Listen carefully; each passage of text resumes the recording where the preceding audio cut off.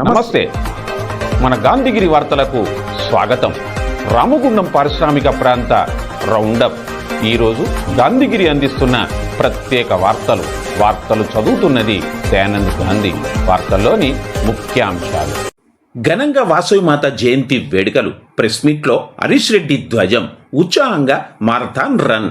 వివరాలు. ఈ రోజు గాంధీగిరి వార్తలను సమర్పిస్తున్నది శ్రీకాంత్ కంటి దవాఖానా. కోల్బెల్ కు కంటిపాప, అన్ని వర్గాలకు వెలుగు కిరణం. డాక్టర్ శ్రీకాంత్ సారథ్యంలో వైద్య సేవల్లో శ్రీకాంత్ కంటి దవాఖానా. ఏప్రిల్ 15 నుండి ప్రతి గురువారం ఉచిత వైద్య నేత్ర శిబిరం. కంటి పొరకు ఆపరేషన్ 5,000 రూపాయలకే చేయబడును. లక్కం భిక్షపతి కార్యనిర్వహణలో శ్రీకాంత్ కంటి దవాఖానా, లక్ష్మీనగర్, గోదావరికని. Phone number 8074911632. ఈ రోజు గాంధీగిరి వార్తలను సమర్పిస్తున్నది శ్రీకాంత్ కంటి దవాఖానా. కోల్బెల్ కు కంటిపాప, అన్ని వర్గాలకు వెలుగు కిరణం. డాక్టర్ శ్రీకాంత్ సారథ్యంలో వైద్య సేవల్లో శ్రీకాంత్ కంటి దవాఖానా. ఏప్రిల్ 15 నుండి ప్రతి గురువారం ఉచిత వైద్య నేత్ర శిబిరం. కంటి పొరకు ఆపరేషన్ 5,000 రూపాయలకే చేయబడును. లక్కం భిక్షపతి కార్యనిర్వహణలో శ్రీకాంత్ కంటి దవాఖానా, లక్ష్మీనగర్, గోదావరికని. Phone number 8074911632. అహింస, శాంతి, ధర్మ రక్షణకు వాసవిమాత ప్రతీక అని రామగుండం నగర మేయర్ మహంకాళి స్వామి అన్నారు. శ్రీ వాసవిమాత జయంతి ఉత్సవాన్ని పురస్కరించుకొని ఈరోజు రామగుండం నగరపాలక సంస్థ కార్యాలయంలో మాత చిత్రపటానికి పూలమాల వేసి ఆయన ఘనంగా నివాళులర్పించారు. ఈ సందర్భంగా మేయర్ మాట్లాడుతూ ఆర్యవైశ్యుల ఆరాధ్య దైవమైన శ్రీ వాసవి కన్యకా పరమేశ్వర్ జయంతిని తెలంగాణ ప్రభుత్వం ఈ ఏడాది నుంచి అధికారికంగా రాష్ట్ర పండుగగా నిర్వహించడానికి ఏర్పాట్లు చేయడం హర్షణీయమన్నారు. స్త్రీల ఆత్మగౌరవం కోసం, ధర్మాన్ని నిలబెట్టడం కోసం శ్రీ వాసవి మాత చేసిన ఆత్మ త్యాగాన్ని గౌరవిస్తూ ఈ నిర్ణయం తీసుకోవడం జరిగిందన్నారు. వాసవి మాత ఆశీస్సులు రామగుండం నగర పాలకం మీద ఉండాలని, అమ్మ ఆశీర్వాదంతో అందరం ఒకటిగా మన నగరాన్ని అభివృద్ధి చేసుకుందామని ఆయన పిలుపునిచ్చారు. ఈ కార్యక్రమంలో కార్పొరేటర్లు చిదురాల నాగరాజు, వడ్లు రవి, దాసరి సామమూర్తి, నాయకులు Marelli Rajireddy, Vegolapu Srinivas, Gaddam Srinivas, Bonthala Raje. Jagadamba linen cotton store, Godavarikhani. గోదావరిఖనిలోనే మొట్టమొదటి అతిపెద్ద జెంట్స్ క్లాత్ షోరూమ్. రాబోయే పండుగలు, మ్యారేజ్ సీజన్ కోసం స్పెషల్ ఆఫర్స్. 999 రూపాయలకే 4 ప్యాంట్ క్లాతులు, 999 రూపాయలకే 4 షర్ట్ క్లాతులు, 999 రూపాయలకే 2 రేమాన్ ప్యాంట్ క్లాతులు, 999 రూపాయలకే 2 అరవింద్ ప్యాంట్ క్లాతులు, 599 రూపాయలకే మీటర్ 60 వైట్ లైనిన్ షర్టింగ్, 799 రూపాయలకే metre 70 lea white linen shirting, 899 రూపాయలకే metre 80 lea white linen shirting, 999 రూపాయలకే metre 100 lea white linen shirting. Jagadamba linen cotton store, Laxminagar, Godavarikhani. ఆరోగ్య తెలంగాణ లక్ష్యంగా 10K మారథాన్ రన్ నిర్వహిస్తున్నట్లుగా రామగుండం నగర మేయర్ మహంకాళి స్వామి, గోదావరిఖని ఏసీపీ మడత రమేష్ అన్నారు. ఈ మేరకు తెలంగాణ రన్నర్స్ అసోసియేషన్ ఆధ్వర్యంలో గోదావరిఖని జవహర్లాల్ నెహ్రూ స్టేడియంలో నగరపాలక సంస్థ, పోలీస్ శాఖ, వివిధ స్వచ్ఛంద సంస్థల ఆధ్వర్యంలో నిర్వహించిన 2K, 5K, 10K marathon run వారు ప్రారంభించారు. ఈ రన్ నగరంలోని ప్రధాన కూడల గుండా చౌరస్తా మీదుగా స్టేడియంకు చేరుకుంది. రన్లో నగర మేయర్తో పాటుగా సదాశివ ఫౌండేషన్ నిర్వాహకులు, నగర ప్రముఖులు, యువకులు, విద్యార్థులు, క్రీడాకారులు, పోలీసులు ఉత్సాహంగా పాల్గొన్నారు. ఈ సందర్భంగా నిర్వాహకులు మాట్లాడుతూ మెట్రో నగరాలకే పరిమితమైన మారథాన్ రన్ మారుమూల ప్రాంతానికి చేరాలనే ఉద్దేశంతో ఈ రన్ను చేపట్టినట్లుగా చెప్పారు. జూన్ 8న హైదరాబాద్లో జరిగే మారథాన్ పోటీల్లో గెలుపొందిన గోదావరిఖని వాసులకు పోలీస్ శాఖ తరఫున 10,000 రూపాయల నగదు బహుమతిని అందిస్తామని ప్రకటించారు. అనంతరం రన్లో గెలుపొందిన వారిని నిర్వాహకులు అభినందించారు.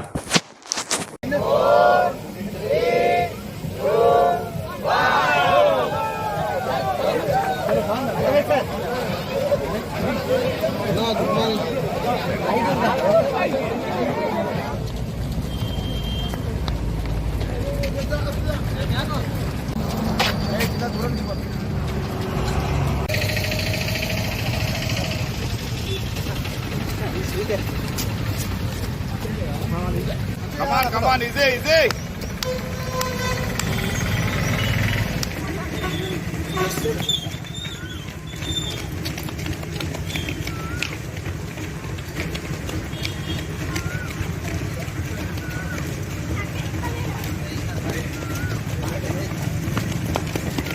Good, thank you.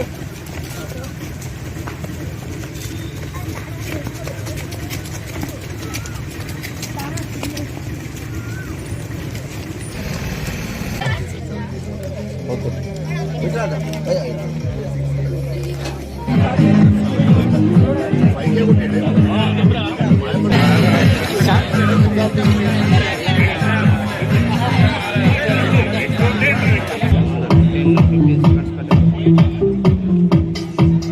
Telangana run కార్యక్రమానికి సంబంధించి వీళ్ళందరూ కూడా ప్రతి జిల్లాలో కూడా ఈ కార్యక్రమాన్ని పరిచయం చేయాలి. ఏదైతే పూర్ ఏరియాస్ ఎక్కడెక్కడైతే ఉన్నాయో అక్కడ అవేర్నెస్ లేని ఏరియాలలో కూడా ఖచ్చితంగా ఈ రన్ను పరిచయం చేసి ప్రతి ఒక్కరు కూడా ఆరోగ్య తెలంగాణగా తీసుకొచ్చేందుకు ప్రతి ఒక్కరు కూడా పార్టిసిపేట్ చేసే విధంగా ప్రయత్నం చేస్తున్న ఈ నిర్వాహకులందరికీ కూడా ప్రత్యేక ధన్యవాదాలు, శుభాకాంక్షలు తెలియజేస్తూ ఉన్నాం. రామగుండంలో మ్యాక్సిమంగా ప్రతి ఒక్కరు కూడా రన్ చేస్తూ ఉన్నారు, రోజు వచ్చి వాకింగ్ కూడా చేస్తూ ఉన్నారు. దానిలో భాగంగానే ఇంకా ఎవరెవరైతే రాని వాళ్ళు ఉన్నారో ఈ రన్ చేయడం వల్ల ప్రతి మనిషి ఆరోగ్యంగా ఉండే విధంగా ఇంతకుముందు ఏదైతే దీనికి సంబంధం లేని వాళ్ళు ఎవరైతే ఉన్నారో ఏదైనా చిన్న ఇబ్బంది అయినా ఆరోగ్యానికి సంబంధించి ఏదైనా మెడికల్ ఇబ్బంది అయినా కూడా లక్షల రూపాయలు ఈరోజు వెచ్చించి హాస్పిటల్స్కి పోయే పరిస్థితి. అదంతా కాకుండా ఈరోజు కేవలం వాకింగ్ చేయడం, రన్నింగ్ చేయడం వల్ల ప్రతి మనిషి ఆరోగ్యంగా ఉండడమే కాకుండా ఇతరులకు కూడా ఆదర్శంగా ఉండే విధంగా ఈరోజు మీరు ప్రయత్నం చేస్తున్నందుకు వారికి ప్రత్యేక శుభాకాంక్షలు తెలియజేస్తూ తెలంగాణ రాష్ట్ర ప్రభుత్వం ప్రతిష్టాత్మకంగా తీసుకున్న డ్రగ్ ఫ్రీ తెలంగాణ, ఆరోగ్య తెలంగాణ ఈ రెండు కార్యక్రమాల్లో పోలీస్ శాఖ కూడా భాగమై ఉంది. వచ్చే జూన్ 7వ తారీఖు నాడు ఈ తెలంగాణ రన్నర్స్ అసోసియేషన్ హైదరాబాద్లో ఒక రన్, ఆరోగ్య తెలంగాణ నిమిత్తం ఒక రన్ ఏర్పాటు చేసి దానిలో అన్ని జిల్లాల లోపల ప్రోమో రన్స్ ఏర్పాటు చేస్తూ ఉంది. దానిలో భాగంగానే ఈరోజు గోదావరి కని ప్రాంతం లోపల ఈరోజు ఒక రన్ ఏర్పాటు చేయడం జరిగింది. దీంట్లో గోదావరి కని యువత చాలా ఉత్సాహంగా పాల్గొన్నారు. ఈ ఆరోగ్య తెలంగాణ అనే నినాదం రైజింగ్ తెలంగాణ లాగానే ఆరోగ్య తెలంగాణ, డ్రగ్ ఫ్రీ తెలంగాణ ఒక నినాదంగా మారి మొత్తం రాష్ట్రం మొత్తంగా పూర్తి స్థాయిలో దిగ్విజయం కావాలని కోరుకుంటూ యువత, ముఖ్యంగా యువత ఏదైతే ఉందో మత్తూరు పదార్థాల వైపు కానీ లేకుంటే సైబర్ నేరాల వైపు కానీ ఆకర్షితులు కాకుండా ఇలాంటి ఆరోగ్యకరమైన కార్యక్రమాల్లో పాల్గొనాలని చెప్పేసి అందరినీ ఆహ్వానిస్తూ ఈ తెలంగాణ రన్నర్స్ అసోసియేషన్ను మనస్ఫూర్తిగా అభినందిస్తున్నాను. గోదావరి కని ప్రాంతం నుంచి వచ్చే 7వ తారీఖు నాడు హైదరాబాద్లో పాల్గొని ఏ చిన్న మెడల్ తెచ్చుకున్నా వాళ్ళందరికీ పోలీస్ శాఖ తరఫున వ్యక్తిగతంగా నేను 10,000 రూపాయల బహుమతిని ప్రకటిస్తూ ఉన్నాను. అందువల్ల ఈ యూత్ అందరినీ కూడా దాని గురించి పూర్తి స్థాయిలో సన్నద్ధమై పాల్గొనాలని చెప్పేసి అందరినీ అభినందిస్తున్నాను. మేము తెలంగాణ రన్నర్స్ నుంచి మాట్లాడుతున్నాం. ఈ గోదావరి కల్లా ఈరోజు ప్రమోరం చేస్తున్నాం. మా రన్ జూన్ 7th రోజు హైదరాబాద్లో పెద్ద రన్ ఉంది. దానికి అనుగుణంగా మేము ఒక 10 రన్స్ చేస్తున్నాం డిస్ట్రిక్ట్లలో. ఇక్కడ థర్డ్ రన్ ఇది. ఇంకా 7 రన్స్ ఉన్నాయి ఆల్ ఓవర్ తెలంగాణలో. కరీంనగర్, గోదావరి కని అయిపోయిన తర్వాత ప్లస్ నల్గొండ, గజ్వేల్, జడ్చెల్ల, నిజామాబాద్, సిద్దిపేట్, కామారెడ్డి, ఈ ఖమ్మం, లాస్ట్ ఖమ్మంలో ఉంది. ఇవన్నీ అయిన తర్వాత లాస్ట్ జూన్ 7th రోజు పెద్ద రన్. ఆల్మోస్ట్ అంటే ఒక 5,000 పీపుల్ వస్తారు అక్కడికి. ఇక్కడ నుంచి ఒక్కొక్క డిస్ట్రిక్ట్ నుంచి మాకు 50 మంది వచ్చిన రిజిస్ట్రేషన్స్, ఇక్కడ 50 నుంచి వచ్చిన అక్కడికి ఇక్కడ ఆల్మోస్ట్ 500 రిజిస్ట్రేషన్స్ అయ్యాయి. మా అట్లీస్ట్ మినిమం ఒక 50 మందిని మేము మోటివేట్ చేస్తే మా జన్మ ధన్యమవుతుంది. జూన్ 7th నెక్లెస్ రోడ్లో ఉన్నారు. సో దానికి మనం 3 lakhs పైన క్యాష్ ప్రైజ్ ఇస్తున్నాము. సో ఎవరైతే కేంద్ర ప్రభుత్వం తీసుకొచ్చిన 4 లేబర్ కోడ్స్ రద్దుకై పోరాటాన్ని ఉధృతం చేయండి అని ఐఎఫ్టి రాష్ట్ర అధ్యక్షుడు ఐ కృష్ణ పిలుపునిచ్చారు. భారత కార్మిక సంఘాల సమైక్య పెద్దపల్లి జిల్లా కమిటీ ఆధ్వర్యంలో గోదావరికని ఐఎఫ్టి కార్యాలయంలో మేడే పోస్టర్ను ఆవిష్కరించారు. ఈ సందర్భంగా ఐ కృష్ణ మాట్లాడారు. కార్మిక వర్గం మేడేను పోరాట స్ఫూర్తితో ఐక్యంగా సమరశీల ఉద్యమాలకు కొనసాగించాలని అన్నారు. ఈ కార్యక్రమంలో నాయకులు E Naresh, Chilka Shankar, Edunu Ramakrishna, I Rajesham, M Durgaiah, Gundeti Mallesham, M Komuraiah, K Yellaiah తదితరులు ఉన్నారు. 140వ మేడేను కేంద్ర ప్రభుత్వం తీసుకొచ్చినటువంటి 4 లేబర్ కోడ్స్కు వ్యతిరేకంగా 8 గంటల పనిదినం, కనీస వేతనం 30,000 చెల్లించాలని, ఫిక్స్డ్ టర్మ్ ఎంప్లాయ్మెంట్ రద్దు చేయాలని చెప్పి, అవుట్ సోర్సింగ్ కాంట్రాక్టీకరణ రద్దు చేయాలని చెప్పి, పని ప్రదేశాలలో పని భద్రత, సేఫ్టీ, అనేక సౌకర్యాలు ఏర్పరచాలని చెప్పి ఈ సంవత్సరం మేడే పిలుపును ఐఎఫ్టి జాతీయ కమిటీ పిలుపునివ్వడం జరిగింది. ఏదైతే చికాగో అమరవీరులు పోరాడి తమ రక్త తర్పణ ద్వారా కార్మిక వర్గానికి సాధించినటువంటి హక్కులపైన ఇవాళ ప్రపంచవ్యాప్తంగా ఉన్నటువంటి సామ్రాజ్యవాద పెట్టుబడిదారు దేశాలన్నీ కూడా పెద్ద ఎత్తున దాడి చేస్తున్నాయి. మన దేశంలో కూడా మన దేశ కార్మిక వర్గాన్ని కట్టుబానిసలుగా చేయడానికి ఇవాళ కేంద్రంలో ఉన్నటువంటి భారతీయ జనతా పార్టీ పాత లేబర్ చట్టాలన్నింటినీ కూడా రద్దు చేసి 4 కోడ్స్గా తీసుకువచ్చి ఇవాళ భావ స్వేచ్ఛను, ట్రేడ్ యూనియన్ పెట్టుకునేటువంటి స్వేచ్ఛ లేకుండా చేయడం, కనీస వేతనాలు ఇవ్వకుండా ఎగబెట్టేటువంటి ప్రయత్నం చేయడం, ఇతర కార్మిక వర్గానికి వచ్చేటువంటి బెనిఫిట్స్ ఇవ్వకుండా చేయడం, ఫ్లెక్సీ టర్మ్ ఎంప్లాయ్మెంట్ తీసుకురావడం, అనేక రూపాలలో కూడా ఇవాళ కార్మిక వర్గం మీద పెద్ద ఎత్తున దాడికి ఇవాళ కేంద్ర ప్రభుత్వం కార్పొరేట్ శక్తులకు అధికారం ఇచ్చేటువంటి ఒక ప్రయత్నాన్ని పూనుకుంది. దీని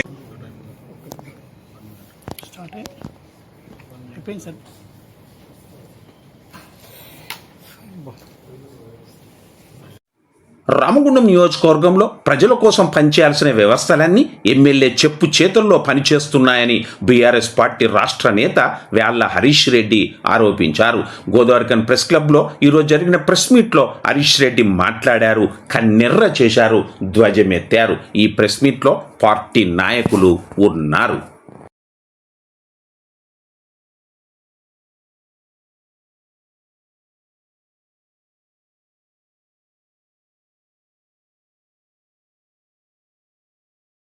ఎమ్మెల్యే రాజ్ ఠాకూర్ మక్కాన్ సింగ్ గారు ఎన్నికల ముందు ఈ ప్రాంత ప్రజలకు, ఈ రామగుండం నియోజకవర్గ ప్రజలకు ఒక ప్రధానమైనటువంటి హామీని ఇచ్చి మర్చిపోయింది.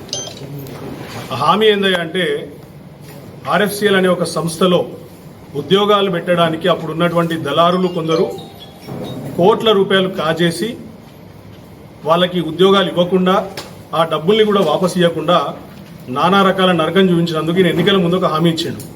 ఈయన ఏమన్నాడంటే, నేను ఎన్నికైతే ఎమ్మెల్యే అయితే వచ్చిన మొదటి నెలలోనే ఆ దళారులు ఎవరైతే ఉన్నారో, పైసలు తీసుకొని మోసం చేసిన వాళ్ళు ఉన్నారో ఆ దళారులందరినీ కూడా జైలుకు పంపిస్తా, ఆ డబ్బు అంతా కూడా రికవరీ చేసి మీ చేతిలోకి ఇస్తాను అని చెప్పిండు. ఇప్పుడు నెల అయిపోయింది, ఏడాది అయిపోయింది, 2.5 ఏళ్ళు కావస్తుంది ఇలా కాంగ్రెస్ పార్టీ అధికారంలోకి వచ్చి. మరి ఇయాల్టి దాకా ఒక్క వ్యక్తిని కూడా, ఆ దళారులలో ఉన్నటువంటి వ్యక్తి, ఆ బాధ్యులైనటువంటి ఒక్క వ్యక్తిని కూడా ఇప్పటిదాకా జైలుకు పంపినటువంటి బాబాన పోలేదు. అంటే ఏం చేస్తున్నాడు ఈయన? ఇయాల్టి దాకా ఒక్కరిని కూడా జైలుకు పంపలేదు. రెండోది ఏంటంటే, ఒక 15 రోజుల క్రితం అనుకుంటా ఇదే చైర్లో కూర్చొని దళారి అని పిలువబడే ఒక వ్యక్తి, మోహన్ గౌడ్ అనే ఒక వ్యక్తి ఇక్కడ ప్రెస్ మీట్ పెట్టిండు. నాకు సంబంధం లేదు దీంట్లో, నాకు వచ్చిన డబ్బులన్నీ కూడా నేను పైన వ్యక్తులకు అందజేసిన.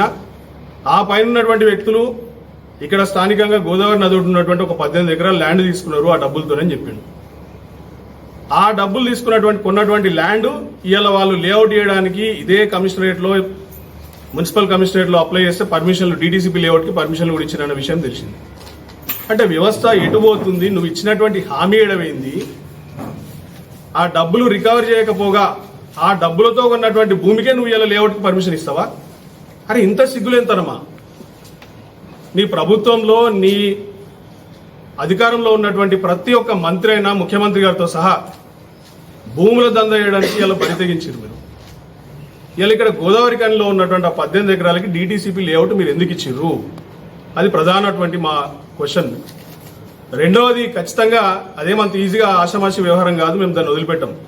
ఎందుకంటే ఇంకా 55% రికవరీ చేసి డబ్బులు అందియాలి. దాదాపు 2-3 ఇలా దురదృష్టవశాత్తు వాళ్ళు కష్టాలు ఎక్కువై చనిపోయారు.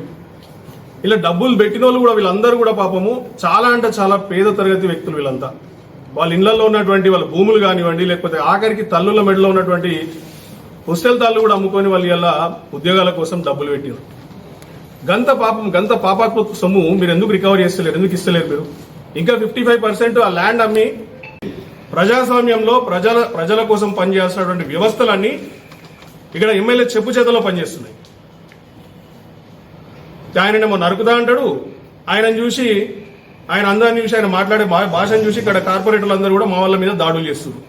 ప్రజల మీద దాడులే, వసూళ్లు. ఆయన బూడిద మీద చేస్తే కింద వాళ్ళు ఇసుక మీద చేస్తారు. ప్రధానంగా ఇప్పుడు ఆర్ఎఫ్సిఎల్ బాధితులకి నువ్వు ఎప్పుడు న్యాయం చేస్తావో చెప్పాల్సినటువంటి అవసరం నీ మీద ఉంది. ఎందుకంటే నువ్వు గెలిచిందే వాళ్ళ ఓట్ల ద్వారా అయ్యేలా. వాళ్ళు, వాళ్ళ సానుభూతి పరులు, వాళ్ళ కుటుంబ సభ్యులు అందరినీ ఓట్లేస్తేనే నువ్వు అంత భారీ మెజారిటీతో గెలిచినావు. అటువంటి వ్యక్తులు, అటువంటి బాధితుల నోట్లో నువ్వు మట్టి కొట్టొద్దు, వాళ్ళ నెత్తి మీద నువ్వు శటకోపం పెట్టొద్దు. ఇది దుర్మార్గం. ఇది మానవీయ కోణంతో కూడా నువ్వు చూడాలి. కొంచెం ఎందరో మంది ఇలా మరణించిండ్రు, కొందరు అదే సూసైడ్ అటెంప్ట్ చేసిర్రు, అదృష్టవశాత్తు కొందరు బతికిండ్రు. పోతే ఆడేమన్నా మంచిగా ఉందా ఆర్ఎఫ్సిఎల్ సంస్థ అంటే అందులో మొత్తం దరిద్రమే. అంత కనీస సౌకర్యాలు కూడా ఉండే ఆడ, అన్ని కొరబడినాయి ఆడ, ఏం పట్టించుకోడినాయి. ఈయన కావాల్సింది ఏంటంటే ఆడెవడన్నా వచ్చి ఆ రిపేర్ లిస్ట్ ఎవడ ఉంటే వాళ్ళని బెదిరించిన కమిషన్లు దండుకోవడం, వాళ్ళ పాపాన వాళ్ళని ఆ కార్మికులు వదిలేయడం. కనీసం వాళ్ళు చేతులు కాళ్ళు కడుక్కోవాలంటే కూడా ఆ ట్యాంకర్లలో కోతులు ఈత కొడతాయంట, వాటితో చర్మ వ్యాధులు వచ్చి వాళ్ళు సఫర్ అవుతారు. 1 కిలోమీటర్ లోపల బైకులు బయట పెట్టి కిలోమీటర్ దాకా నడుచుకుంటూ పోయి రావాలి. ఆ మాస్కులు ఉండయి, గ్లౌస్ ఉండయి, సేఫ్టీ మెజర్స్ ఏమీ లేవు. దేని మీద కూడా ఆయన పట్టించుకోడు. ఒకరికి బాధితులకు న్యాయం చేయడు, ఒకరికి కార్మికులు పనిచేస్తున్నటువంటి వాళ్ళకు ఆ వ్యవస్థలో కూడా కనీసం ఈయన కలిగించుకోడు, వాళ్ళతో ఏం పట్టించుకోడు. ఇటువంటి దుర్భరమైనటువంటి పరిస్థితుల్లో రామగుండం ప్రజలు ఆలోచించుర్రి. మీరు నమ్మినటువంటి ఆ వ్యక్తి ఈరోజు కసాయి వ్యక్తి అయిండు.